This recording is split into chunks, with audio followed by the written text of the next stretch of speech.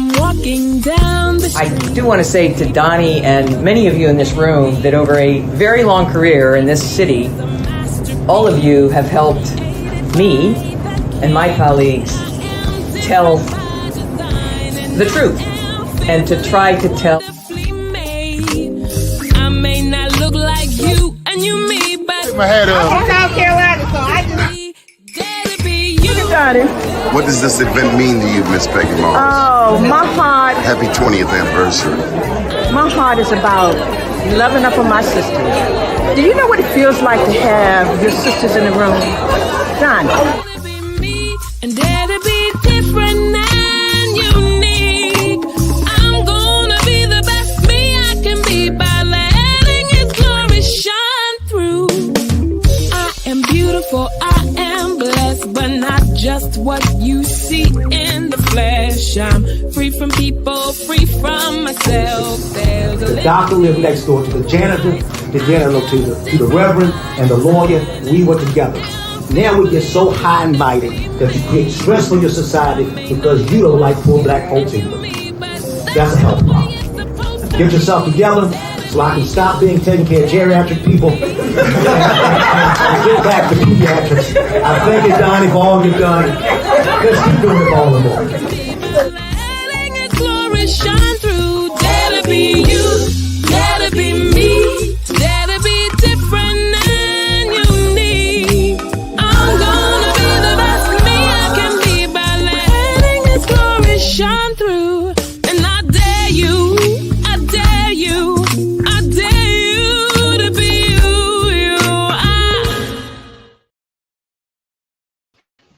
First name's Doni, last name's Glover. In it to win it for the long haul, baby. Welcome to the show. Richard Deshay Elliott, how are you, sir? Good morning, Doni. Thank you for having me. I'm excited to go over this almost concluded Senate primary.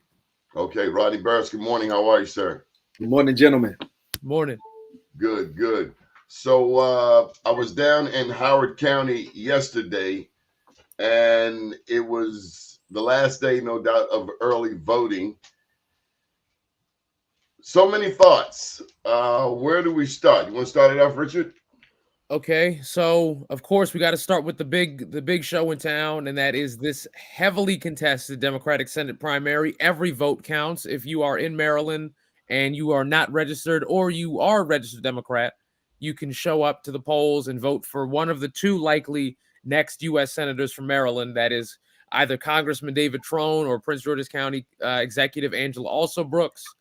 This race has seen the polls tighten.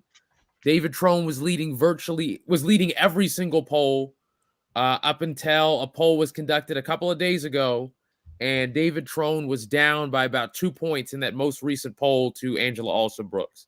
This is the first poll we've seen during the race with Angela Alsobrooks leading David Trone. Another good development is that this poll also showed both. You said go ahead. You said good development. Help me out. Are you a Alsobrooks fan?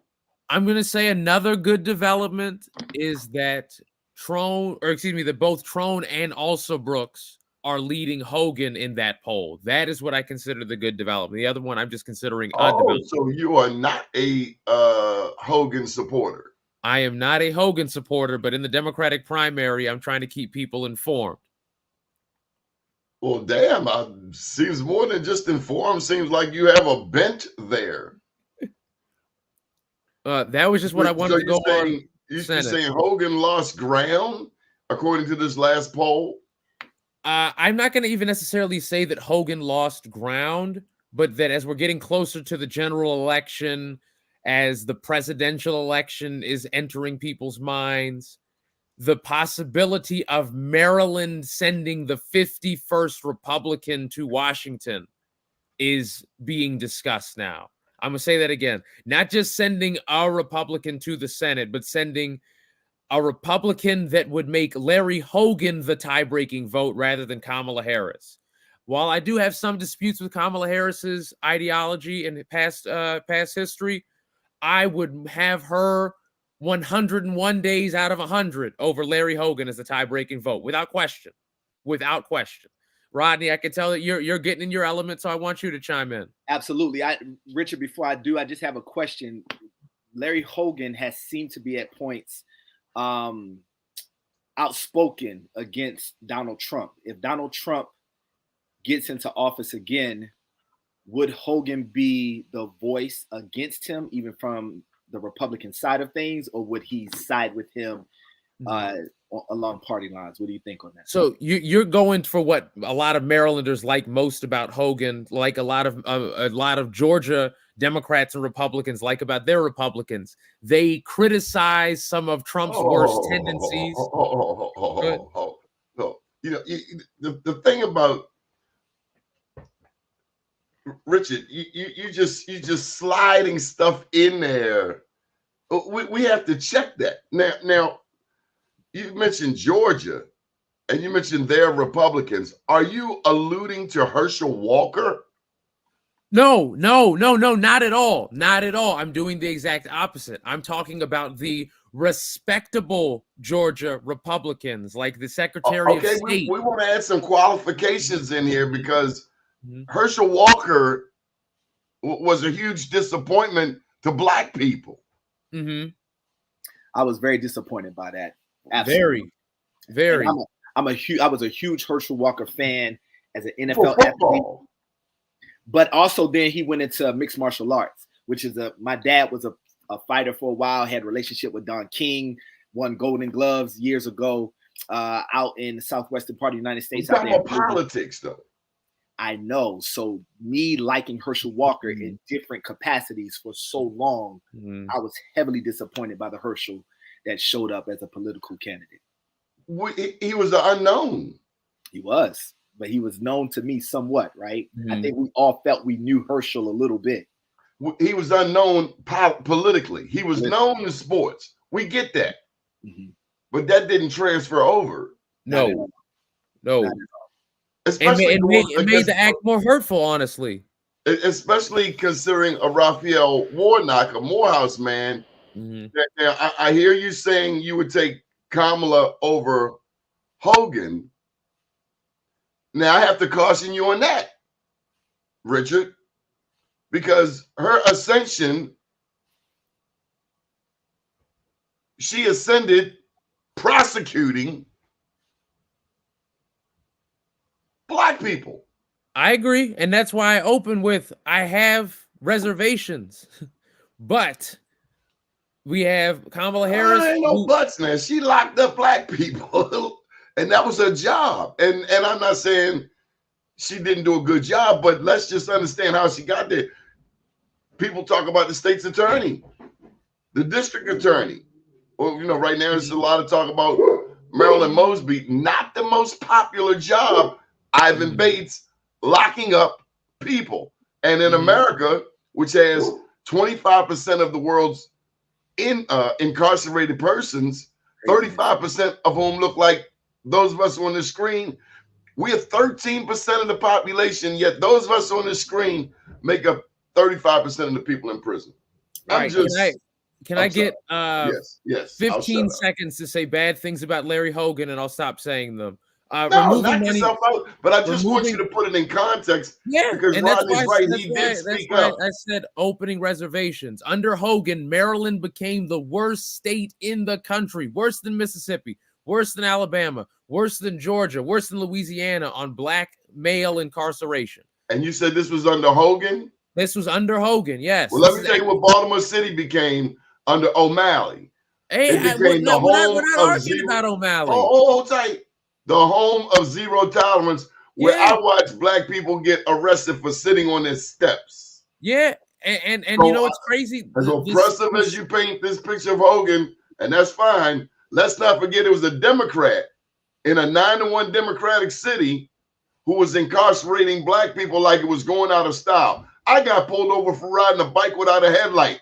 That's repressive. Wow. Hey, if you ever hear me talking nice about Martin O'Malley, slap me in the mouth. But while we're talking about Larry Hogan, we're talking about the statewide statistics of Maryland being worse than Mississippi, Louisiana, Alabama, Georgia, Florida on young Black male incarceration as a state. So while problems have persisted in Baltimore, largely in part due to the failures of Martin O'Malley and Stephanie Rawlings Blake. Hogan made these problems a statewide issue. It started before O'Malley, before Rawlings Blake. This is a 2-to-1 Democratic state. However, Maryland has never been all of that friendly to black people, Democrat or Republican. Yeah. I'm not caught up in party. You seem to be more embracive of party. They're both criminal to black people.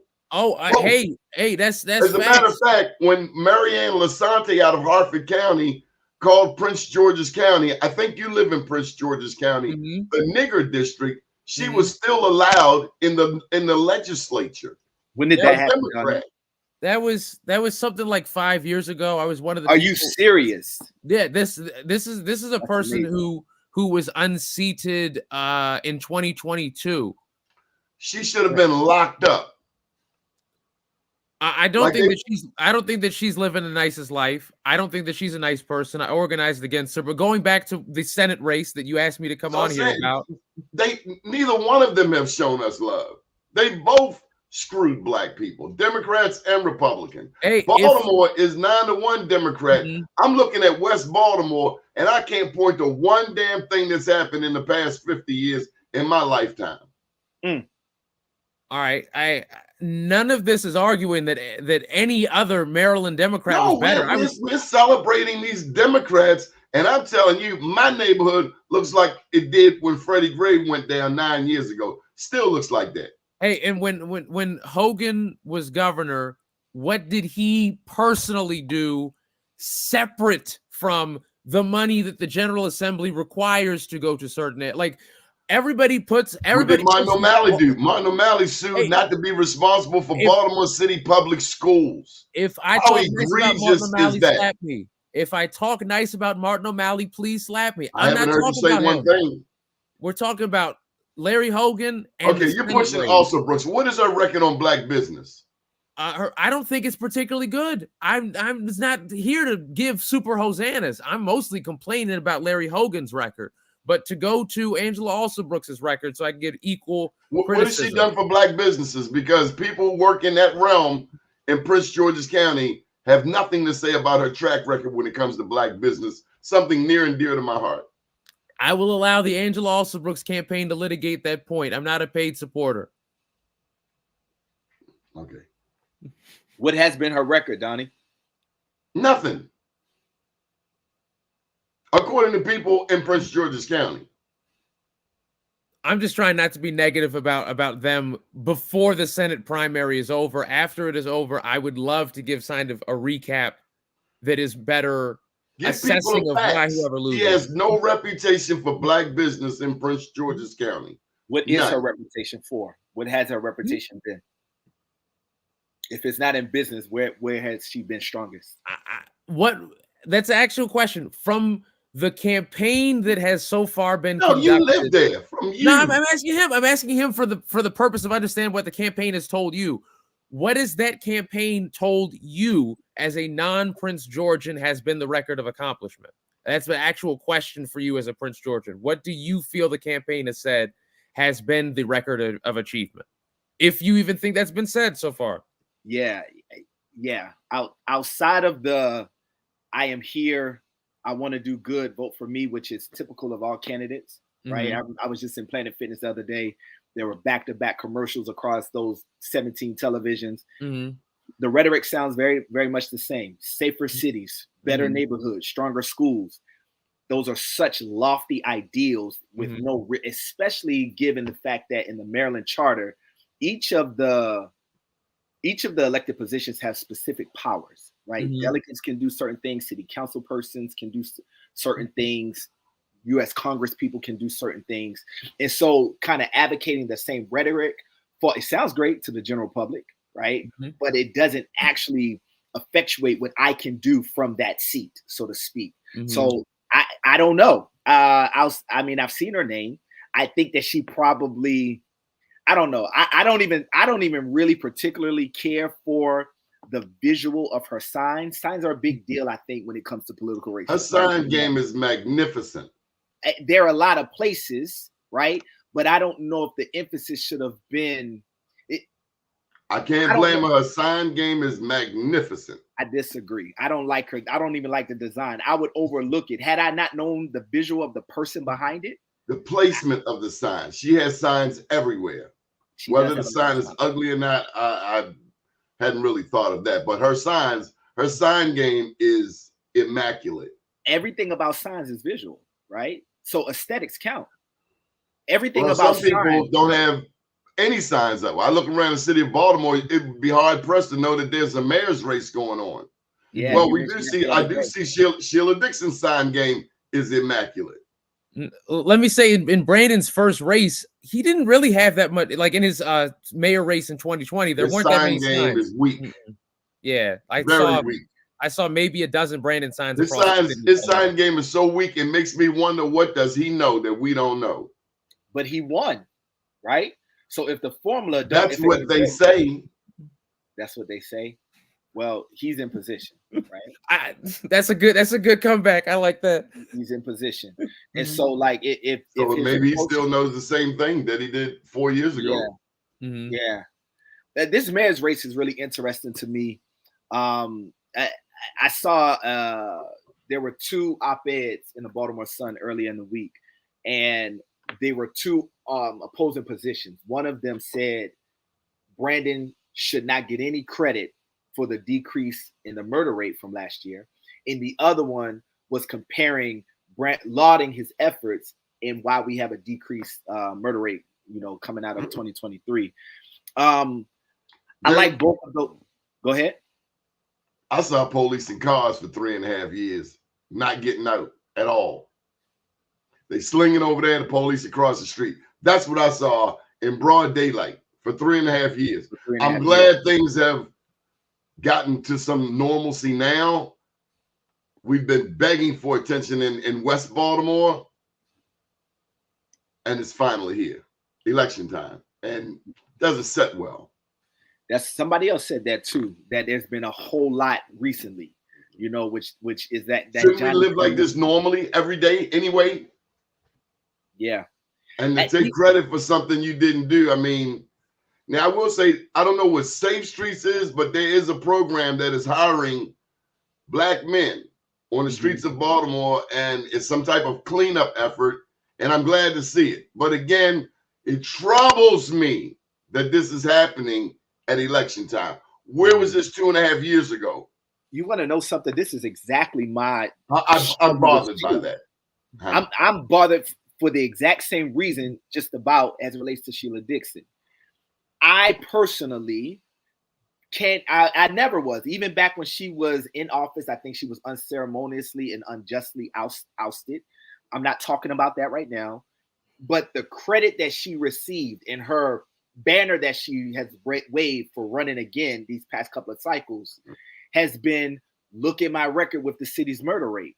And I don't, just like we can't really give Brandon credit for the reduced murder rate coming out of last year, I never, 10 years ago, 15 years, wasn't able to give that to Sheila because I don't know how her policies affected people on Greenmount not pulling a gun, not pulling a trigger. It doesn't. I can tell you actually what she did.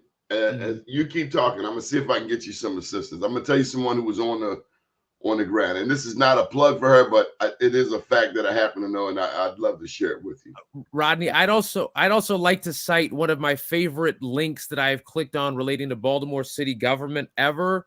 Okay. This was like a 2011 or 2012 document on like recreation and parks, and you know what it said was the city constituent satisfaction rate when Sheila Dixon was mayor. What was that? It was like in the 50. It was like above 60%. It was the highest I'd ever seen it. And from my honest opinion, I'm not even going to say this is the right opinion. When people know that the trash will get picked up, when people know that the very bare minimums can be handled, they expect more from city government. I'll lay out my criticism of Brandon, even though I think Brandon's about to be reelected, and I personally love Sheila Dixon. Okay. I think that Brandon's biggest issue has been kind of being directionless as a mayor. And his goal is simply getting to the next week or next month with as much of the city liking him without necessarily even having a goal of what percent of the city will like him, or who in the city will like him, or even why people in the city will like him. Brandon is about to win. Oh, my bad. Go ahead. What makes you think that? That's interesting. What feeds that? Primarily that Brandon has had such churn among his office. He has had so many people come in and out, many of them incredibly talented people, very wise people, people that have great perspective and ability. But when people are leaving, every 6 months or every year, it becomes nearly impossible to have a true direction as an agency. Now, I do like the comments you're bringing up regarding who do we give the credit for lowered crime? Because we're facing a dichotomy here that doesn't really make sense. A lot of people are giving Brandon credit for lowered crime in Baltimore City. I'm not going to say that's wrong. A lot of people are not giving Alsa Brooks blame for increased crime in Prince George's County. I'm not going to say that's wrong. But both of those opinions at the same time does not really make that much sense. Yeah. That's all I'm saying. They're dichotomous, right? What the op-ed that I read, Richard, was very interesting. It connected the avocado. So something that I didn't know, I had to look it up after I read the opinion piece. Avocados can take anywhere between 5 to 13 years to produce a fruit. You plant an avocado seed and you're looking at minimum 5 years, 8 years, 13 years before the tree that eventually does come. It doesn't take 13 years to produce a tree, but perennially that tree does not produce fruit. But then when it does produce fruit, they have something, new term that I learned, Doni, a heavy fruit drop. I had to look the term up. It's basically how much fruit is on the branches, right? Avocados produce what's called heavy fruit drop, but it takes a long time of just policies tending to in order to create that. So the one that was for Brandon, and I guess this would also be for the Sheila camp, was that there was a lot of avocado-esque tending to that happened beneath the surface, behind the scenes for years and years, that in the Johnny-come-lately period that we're in produced lower rates. I thought that was interesting. And then the other column basically was like, when you're focused on these other things related to city government that really don't have much to do with directly addressing crime outside of being a voice that says we need to stop, we need to cut it out, that doesn't lower crime rates. I thought both of those were equally valid positions. Go ahead, Don. Okay, I got former Commissioner Rick Height, Indianapolis Commissioner here in Baltimore. He was Lieutenant Colonel.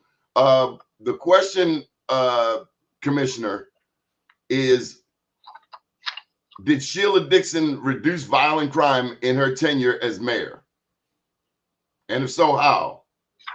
Well, I think there's, Donnie, thank you for asking the question this morning. I got to be brief. I got a meeting to go to. But bottom line is this. In 2008, we know the numbers were exceeding 300 every year prior to 2008. And I think it was a team effort based on the PD, the state's training office, of course, and other federal agencies that come on board to help us to reduce the crime rate. Now, the difference is now that we had a community-based process involving community organizations who also came along to assist us. So it was government and also community-based, looking at not only were we looking at crime, but we also tried to address the perception of crime, because that's something that's not often talked about, but the idea of being feel safe became a paramount importance as well. So yeah, we had crime reduction, record breaking, and broke records in 2008, but we also made sure we had ability to talk about the perception of crime, because that helps with prosecution, because that means that the citizens trust you and willing to come forth and testify in cases, but you have to have that carrot and the stick. The carrot was we're going to make sure we make the arrest. The stick was we had to have strong prosecution to make sure people were put away for a long period of time, particularly those violent offenders, if that makes sense. Richard? You there? This is exactly what Derek Leon Davis, former councilman from Prince George's, had as his criticism of Alsa Brooks. He said when she was the state's attorney, there was wonderful partnership between all elements necessary, and that did reduce crime at that time.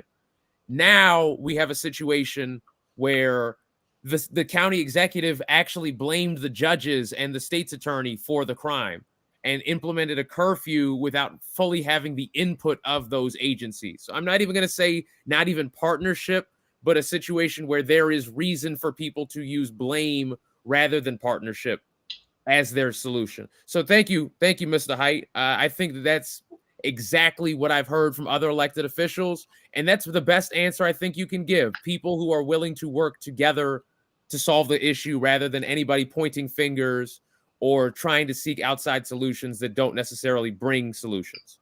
Commissioner Height, may I add one other thing? I just want to make sure we understood that we have to be clear on what the expectations are of our community. It's changed over the years, and where are the priorities? Because we can make arrests, but if it's not a priority among the community to see this fully through and bringing evidence to bring prosecution for it, then they're telling us something about their view of that particular crime. Marijuana is a good example.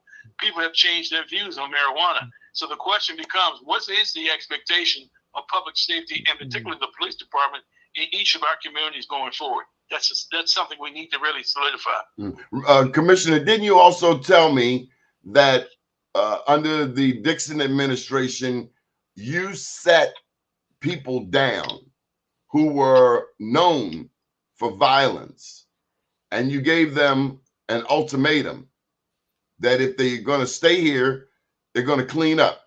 Otherwise, we know who you are and we're going to lock you up. Well, there was some criminal tracking done of those individuals who had propensity for violence and also one step away from federal prison. So there were quite a few call-ins we had to remind people, if you caught with one round of ammunition, you can end up doing 30 years in prison. So it was a reality check of honing in on those persons who we knew for a fact were trigger pullers or aiders and abetter of the trigger pullers, identify those in those cohort groups who they associated themselves with. So it was more of a comprehensive plan that dealt with the entire group, not just one individual. Have we seen Mayor Brandon Scott implement a similar strategy? I'm going to say this to you. I don't believe in talking strategy when it comes down to this kind. All I'm going to say is this. What we did worked at that time, and I think it'll work again. Good deal. Thank you, Commissioner Height. All right, thank you. Gentlemen, I need to say this quickly. I just got a message from my teenage son that he has a driver's appointment with the MVA Motor Vehicles coming up here shortly. So I need to say this, and then I need to bow my head and tip my hat. Crime is an expression of lack. Oh, you're leaving us? You can't leave. I'm on daddy duty. Hold up, you're scheduled for till 10 o'clock, Mr. Hey, Rodney, I say handle the duties. I'm on daddy duty. That's okay. But so crime is an expression of lack, right? As long as there is extreme poverty, as long as there is degradation in the neighborhoods, in those communities, in those zip codes, as long as there are food deserts, as long as I have more access to liquor and weed and tobacco than I do to healthy outlets, gyms, and etc., like you name it, a crime is an expression of that, right? And so I don't have any problem with the stick. I appreciate that Commissioner Height said carrot and a stick. What I am not seeing so much in any of these strategies is so much of the carrot, of the incentive, right? Policing is reactionary. Policing happens after something takes place. It also, when we show big, strong police force and it shoes the dirt, the unsightliness around the corner, it doesn't go away. It sweeps it under the bed, behind the rug, right? And so what I really would like to do is see a lot more strategy as a concerted effort from our leadership across the different levels of leadership. I would love to see a lot more carroting, if I may, than just the sticking of it, the policing, the locking up. But when I have no other options, what else am I going to do? Get a job. I struggle with that. Get a job. Rodney, I'm gonna be real quick with one person who actually cited what has been one of the major decreasers in crime, and it's something that almost nobody would expect or guess unless you're a statistics analyst, I suppose. U.S. Attorney Eric Barron, who was appointed like last year or 2 years ago. That's the guy who's on Marilyn Mosby like white on rice. No comment. But what he said about fact, what he said is trying to put a the crime. woman in prison for tapping into her own money, and she's been accused of fraud. So you're going to put her in prison. I think that Joe would be nice to give her a pardon. I'm not going to necessarily say he should, but he'd be a very nice person to do. What Barron said is lowered the murder rate. Donald Trump is going to pardon himself. That's true too. What Eric Barron said is going to lower the murder rate. Donald Trump has done more egregious things than Marilyn Mosby, yet this white male is running for president. Explain that. Racism. I don't think it's an explanation for it. Yeah, I don't think it's an explanation for it. It's called white privilege. I mean, outside of that, yeah, right? racism there's no and power. justifiable. There's no justifiable. All right, Donnie, let me finish the point so we can go. What Eric Barron said is lowered the murder rate was that a lot of people who took the CARES Act money and PPL or not PPL, the Paycheck Protection PPP money, a lot of those people basically were unaware that money was all being tracked by the feds. A lot of that money moved around in circles that it probably should not have moved in. Many of those individuals have gotten in trouble rapidly because the feds can get you very quickly. That is what I believe has actually lowered the murder rate most specifically. People who were using that Fed money to purchase things, not knowing it was being tracked, were very easily caught. Very easily caught, mainly by Eric Barron. And you think that contributed to a lower murder rate? Absolutely, yes. Yes. Yes. That's a lot of connection there, bud. Yes, people who thought that the federal government giving them free money for fake businesses who used that money illegally got caught and are no longer killing people or giving money to people to kill people. That's the sentence I'm sticking with. I want to swap us back to Marilyn Mosby real quick. Baltimore Sun front page today. Talked about the possibility of her receiving probation. All right, just a year of supervised probation, no jail time at all. I absolutely believe that Marilyn is being, just like Sheila, is being unfairly, unjustly targeted for her efforts. I do think that. I absolutely, go ahead. Both of them had strong personalities. Yeah. Strong personalities are accepted when it's a white male. Absolutely. When it's black and female, it's not accepted in the same way. It's a double standard. And female, black and female, right? And Marilyn did something that, and she prosecuted cops. And that at the time, this is the era of Hands Up, Don't Shoot, Mike Brown, I Can't Breathe, Trayvon Martin, Gun Trace Task Force. Yeah, all of that. But I'm talking about nationally, right? That was an era where this was in the headlines, and she did something. This is back when cops weren't even being brought to trial, not even being indicted. She brought charges. Yes, she did. Right, and so I commend her because some of the other officers that we have seen, for example, a couple of years ago when the gentleman couldn't breathe, I forgot the officer's name. Eric Garner. Yeah, but what was the officer's name that ended up going to federal prison? Some Italian dude for the murder. That is, they say the saying is we stand on the shoulders of giants, right? She was a giant during this era, in my opinion. I've consistently told her that individually. I've consistently said that openly. I don't know all the specifics about her case. I am not a professional in legalese. What I do know is that she stirred up people. Daniel Pantaleo. No, not that guy. Not that guy. Not the Eric Gardner guy. The recently, the I Can't Breathe, the knee on the neck. I think his last name is George Floyd. George Floyd and the cop, I forgot. I think his name is Derek something. Yeah. Anyway, gentlemen, my kid has an appointment. I need to go be on daddy duty. I'm going to gracefully buy out. Richard, it's a pleasure. I feel like we've run across each other. Okay.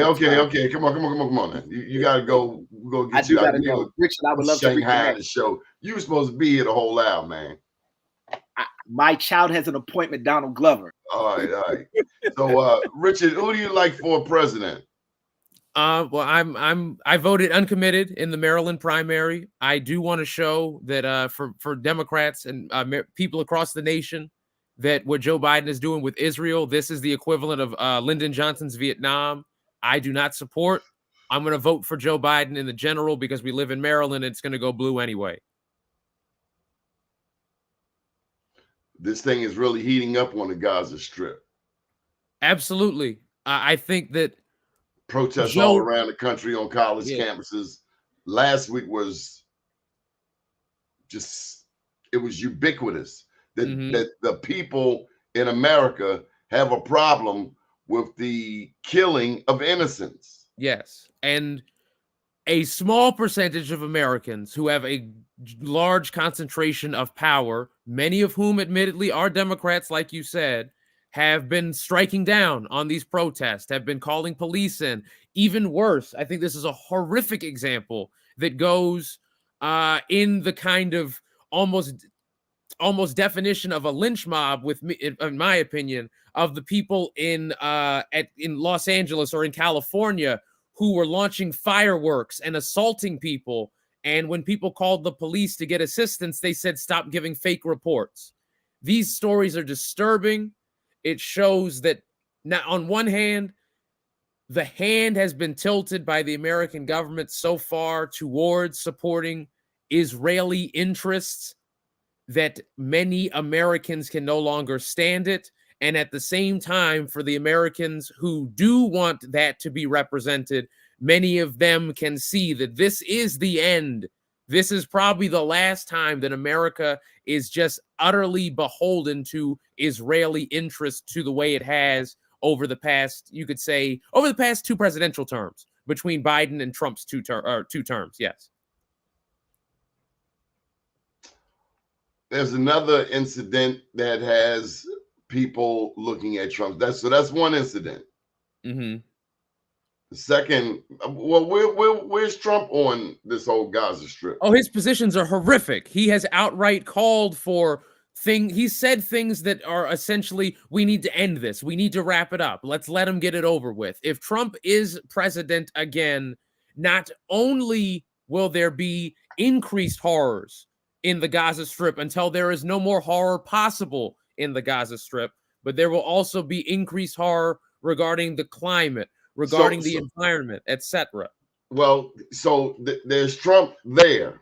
So he would only add to the killing of innocents in the Gaza Strip. Absolutely, without question.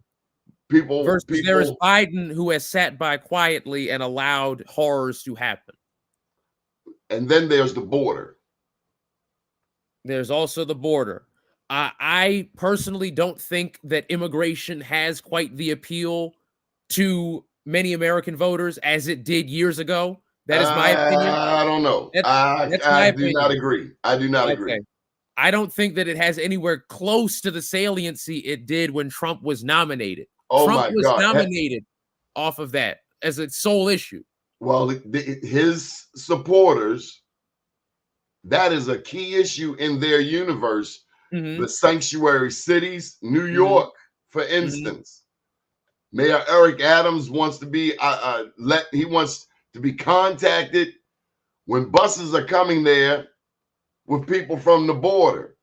Well, no, that wasn't people from the border. They were sending people from Florida and Texas there. It goes beyond sanctuary cities and to red state governors violating federal law.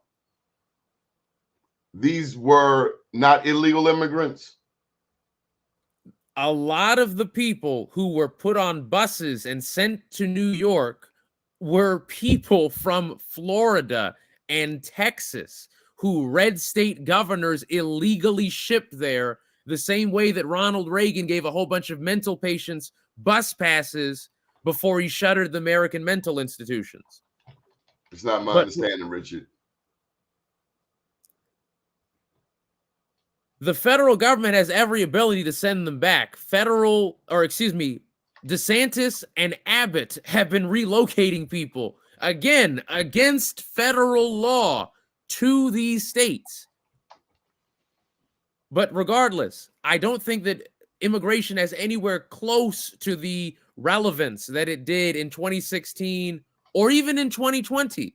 I think that if you were to Google right now for polls, what is immigration your biggest thing? It would be the lowest it has been since 2015 right now. I would bet you money on that right now, Donnie.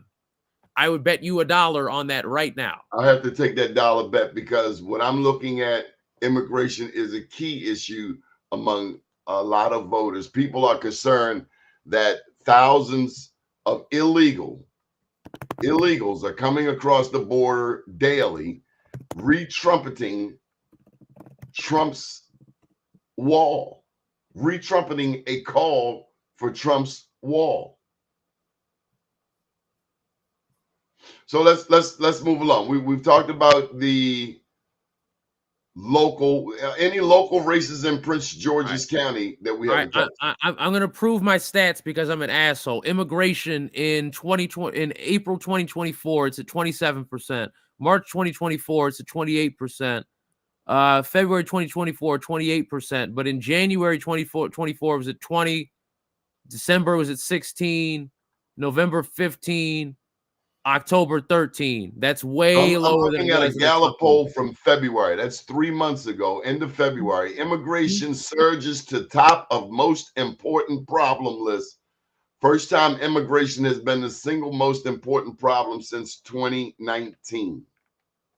I'm impressed that it had been since 2019 that had been the number one issue, but that's interesting. In the latest poll, 20% of Americans named the government as the most important problem, followed by the economy and inflation. Let's talk about the economy. Yep. How are people, because again, small businesses, the backbone of America, how are businesses in Prince George's County? More specifically, how are Black businesses? I know here in Baltimore, we had a loss. We lost Hoodfellas. They are going to regroup and go back to the drawing board and come back in a different manifestation. But how are our businesses doing? So for state support, for governmental or county support for Black businesses, I have heard many complaints. To go into just businesses, generally speaking, admittedly trying to be kind of fair, because this has been during the pandemic, Prince George's has lost some businesses. For example, in our shopping centers, we've lost a Best Buy. All of the Bojangles in the counties have closed. It's hard to give any blame or criticism or even credit to the county executive because it's been the COVID era.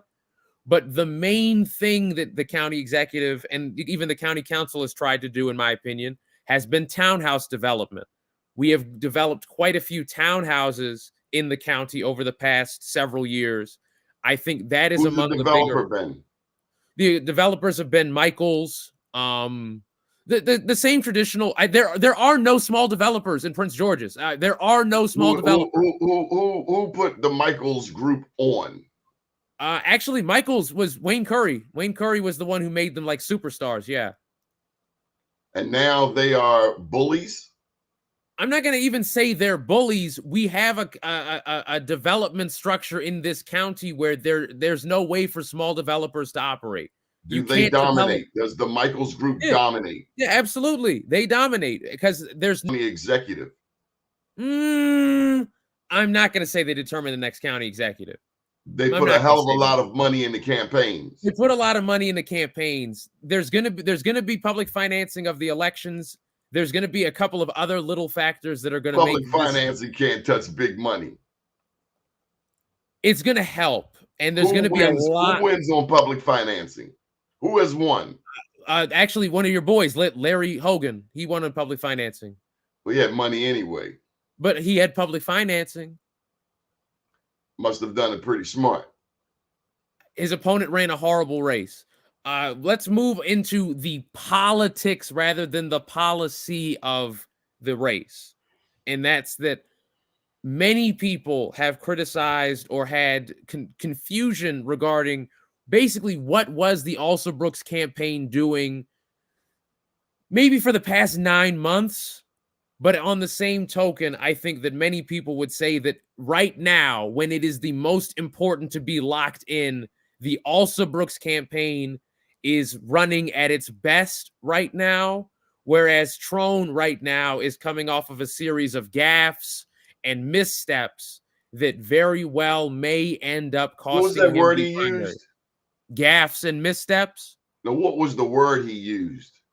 Oh, so He used the word jigaboo during a hearing when he meant to say bugaboo.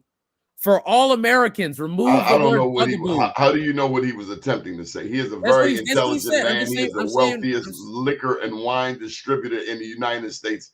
He doesn't know the difference between jigaboo and bugaboo.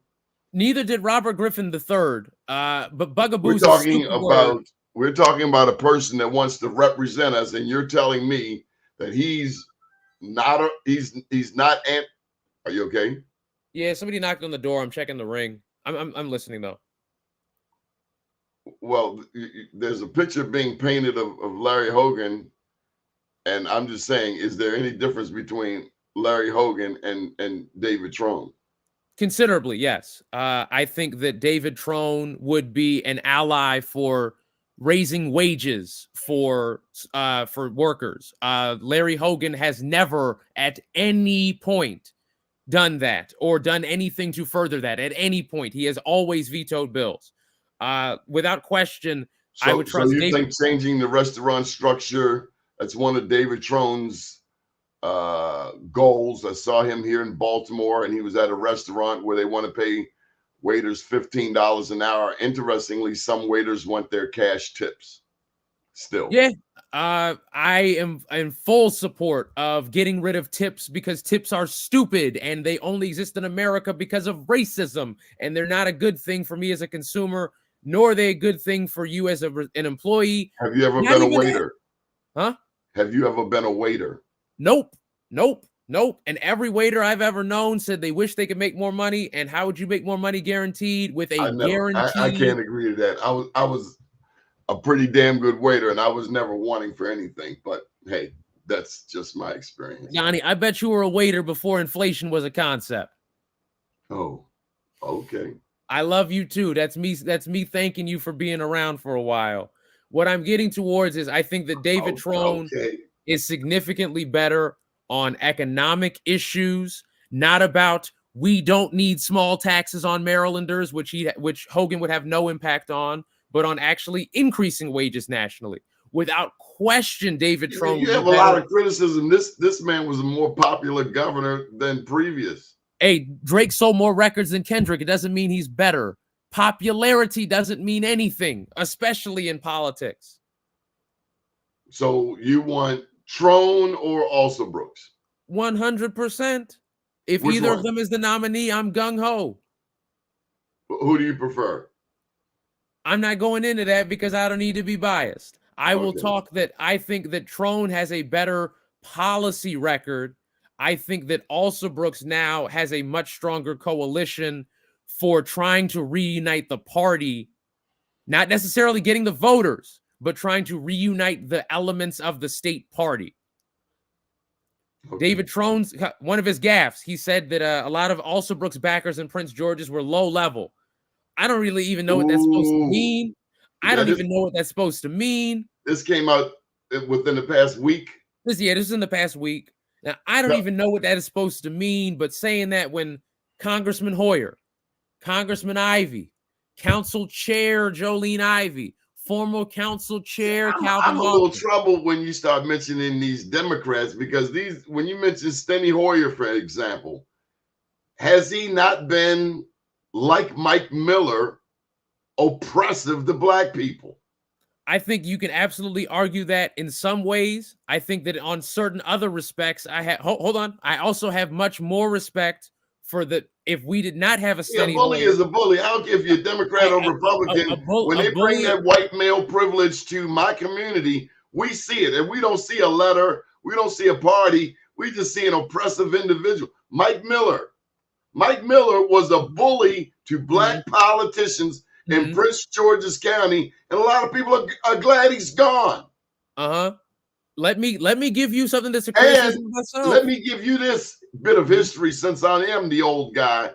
When Kwesi Mfume ran for U.S. Senate in 2006, Miller sank him.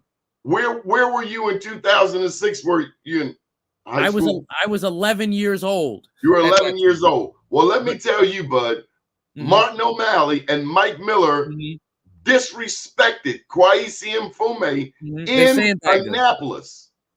I am so glad to see the state Democrats rallying around Angela Also Brooks. Just in my mind, they're 18 years late. And 18 years of trauma that we as a Black community endured because of racism. So I'm really not impressed. They're late as hell. Okay, all I was saying is that calling Hoyer low level it doesn't make any sense. Hoyer's among the most powerful politicians in the country. Calling the backers low level was an unnecessary gaffe. That's all I meant. It was an unnecessary gaffe. He meant to cause harm. He meant to cause pain.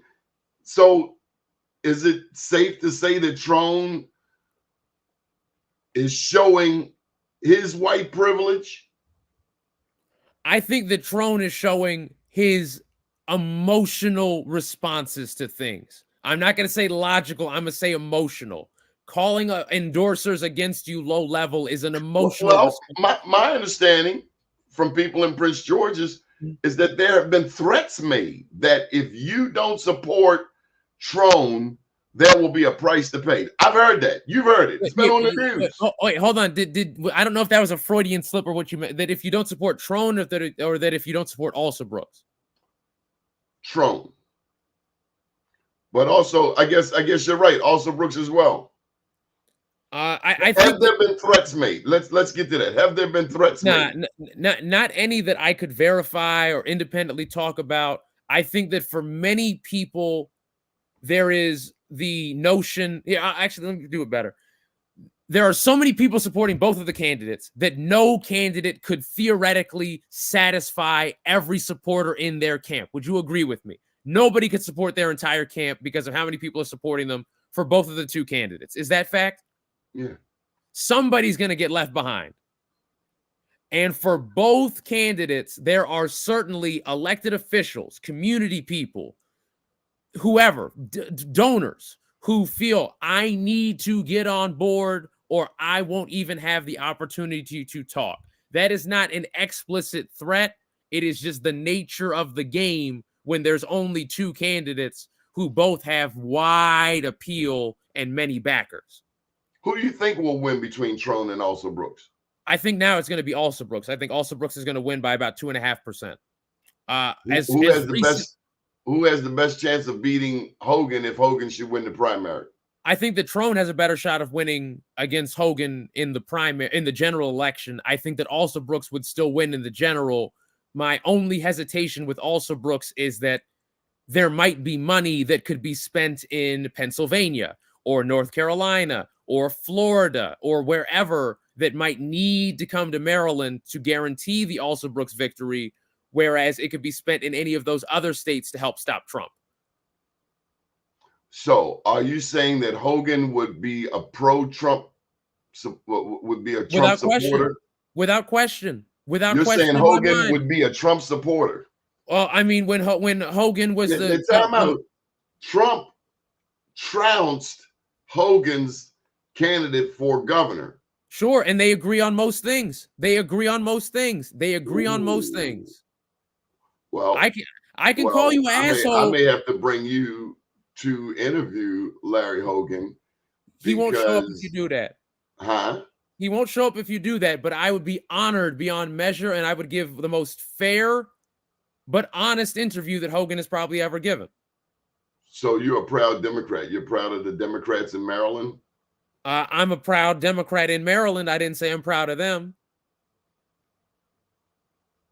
But that said, much of the complaints and acrimony between Hogan and Trump are character complaints and issues of language use rather than questioning why Trump hates races of people, questioning why Trump has among the worst policies regarding immigration, economics, education. Do you see Hogan as a racist? Do you see Hogan as a racist? I see Hogan as a racist, as in not liking black folks in policy, even if we'll shake our hands. I think that I would see Hogan as a racist much in the same ways that I would see Martin O'Malley as a racist. That said, you know Hogan is married to a Korean woman. Hey, Strom Thurmond got a black girl pregnant. Does not mean that you love somebody. It does not mean that you love an entire grouping of people. I don't think that Hogan has particular. He has a black in-law. I got white in-laws, Donnie. Does that mean I love all white people equally? I don't actually have white in-laws, but you get the metaphor. I do not believe that Hogan is cut from the same evil cloth as Trump. So you're saying that Boyd Rutherford supported a racist? Yeah, but I think you can also say that Sheila Dixon supported a racist, and neither of those statements is incorrect. I don't think that those are testaments on the character. Who's the racist Sheila Dixon supported? Martin O'Malley. We can call both of them those individuals. But did she support him, or was she in a position where she had no choice? It's the same for Boyd. I'm not going to criticize Boyd. No. Boyd chose to run with Larry Hogan. Sheila Dixon did not choose to run. Fair enough. Sheila Dixon. Martin O'Malley. That's what the people of Baltimore voted for. They thought more of Martin O'Malley than Lawrence Bell or Carl Stokes in 1999. Mm-hmm. Yeah, so we could talk about the positioning, but for Hogan's attitudes on immigration, on the environment, on the education, particularly the education of black youth, the only issue where I think that Hogan has a grand leg to stand on, and even I can applaud, is possibly on certain elements of government transparency. When Hogan was governor, Maryland Democrats had to act a different way because they were not trying to give the governor the best bills. They were trying to get the best bills through, regardless of the governor. Hogan made Maryland Democrats shape up. If you think Maryland Democrats are in the best place they've ever been, which I would say they are, you can in many ways credit Hogan for that. So can we get reparations now that we have a black governor, treasurer, state's attorney general? Can we finally get to some issues that matter to black people, like reparations, like ending mass incarceration, or reversing? I should say reversing mass incarceration. I would love to see Can we that. reverse Baltimore City and Prince George's County, the two majority black school jurisdictions, being 23 and 24 in terms of the worst school jurisdictions in the state of Maryland? Can a Democratic Party with such prominence, can they address those issues disaffect the black community? Can they? Yes. Is the coalition there for them to do it right now? I honestly don't know. I mean, the same way I'm seeing people rally around Angela Alsobrooks, the way they did not rally around Kwesi Mfume 18 years ago.